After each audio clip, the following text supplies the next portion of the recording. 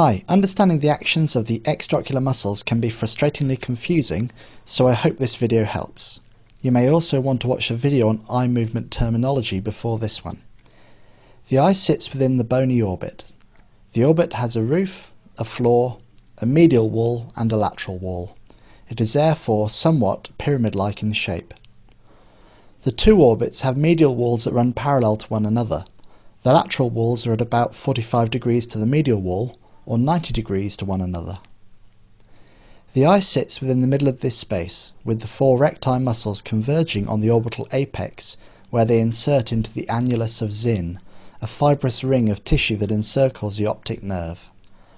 These recti are superior rectus, medial rectus, and inferior rectus, all supplied by the oculomotor or third cranial nerve, and lateral rectus, supplied by the abducens or sixth cranial nerve. The inferior oblique is also supplied by the oculomotor nerve, while the superior oblique is supplied by the trochlear or fourth cranial nerve. Contraction of the lateral rectus abducts the eye, while contraction of the medial rectus adducts the eye.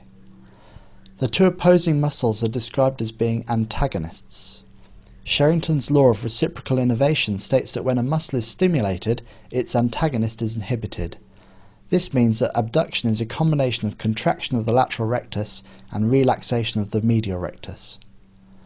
As well as having an antagonist muscle, there is also a yoke muscle which achieves the same movement in the other eye. So for right gaze or dextroversion, the lateral rectus abducts the right eye, while the medial rectus adducts the left eye. Herring's law states that yoke muscles receive equal and simultaneous innervation, the magnitude of which is determined by the fixing eye. When the eye is abducted 23 degrees, the superior and inferior recti are aligned with the axis of the eye. They therefore act purely to elevate and depress the abducted eye.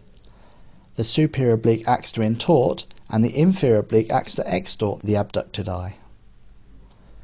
When the eye is adducted, the inferior oblique and superior oblique become the main elevators and depressors. The superior rectus now primarily intorts, and inferior rectus primarily extorts. How can you remember these eye movements? Well, I draw a simple diagram. This diagram shows the abducted eye due to lateral rectus, with elevation from superior rectus and depression from inferior rectus. It also shows adduction from medial rectus, with elevation from inferior oblique and depression from superior oblique. Finally, for the intorsion and extorsion, simply turn the eyebrows into arrows.